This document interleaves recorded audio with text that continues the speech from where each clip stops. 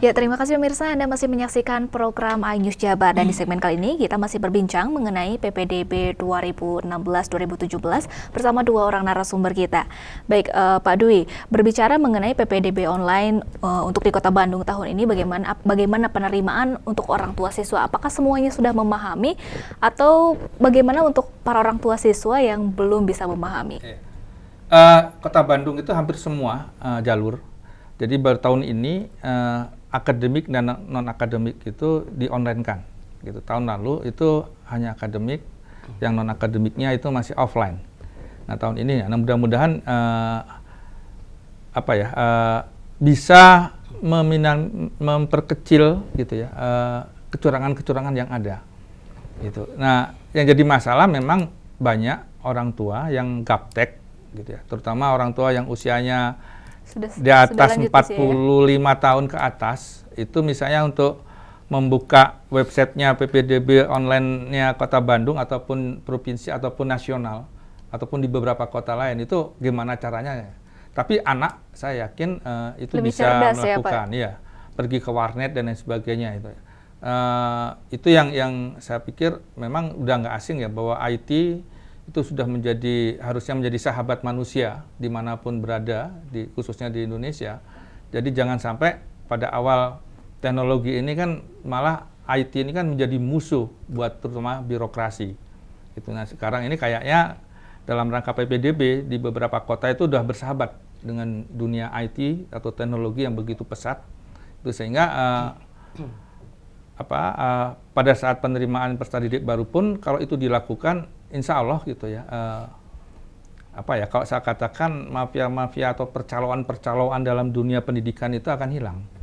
Untuk saat ini mafia-mafia di dunia pendidikan itu yang Anda lihat bagaimana, masih banyak kah? Masih ada. Masih ada ya? Iya, jadi sampai hari tadi itu ya saya dapat SMS misalnya ada seorang kepala sekolah, Mas ini gimana Mas, ada petinggi gitu ya TNI supaya anaknya diterima gitu, atau pejabat anggota parlemen ya juga anaknya supaya diterima.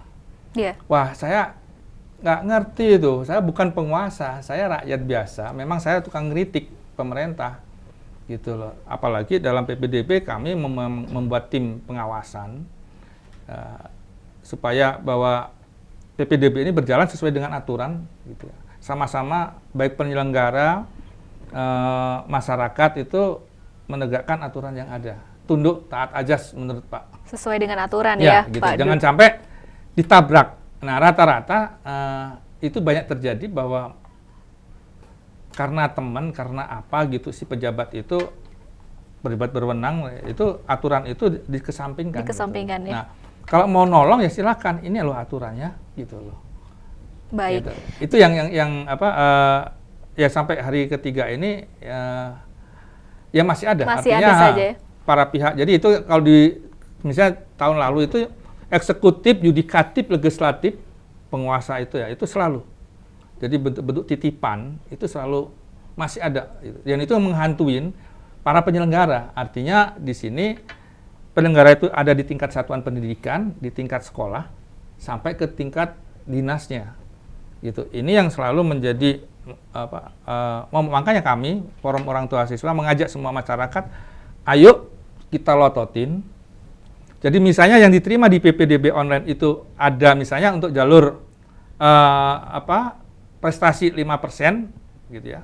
Itu misalnya 36 orang, sama-sama, bener nggak 35 orang itu ikut yang daftar pada saat PPDB online melalui jalur prestasi. Nah kalau ternyata ada penumpang gelap, laporkan, kita bongkar sama-sama.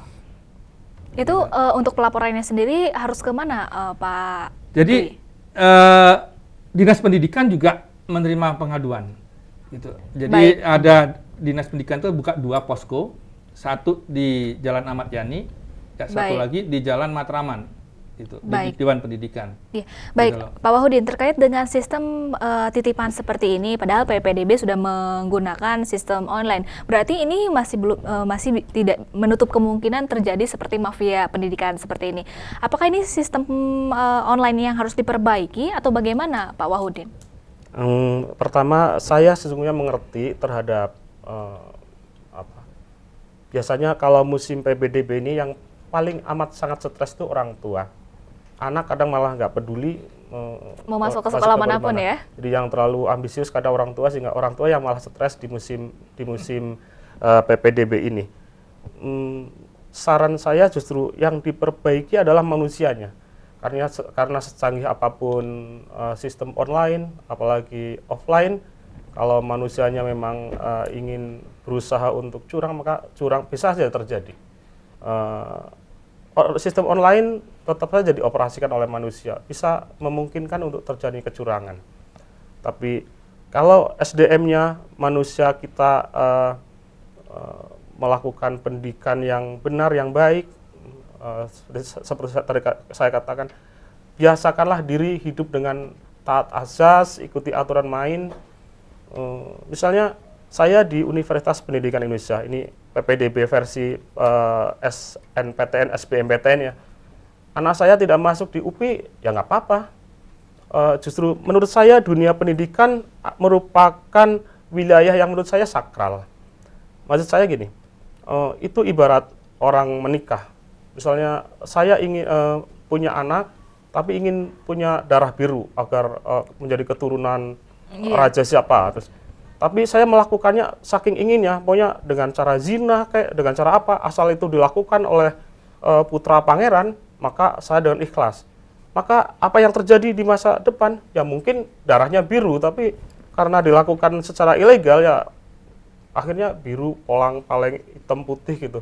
Iya. Tapi dunia pendidikan adalah dunia yang akan mencetak masa depan anak.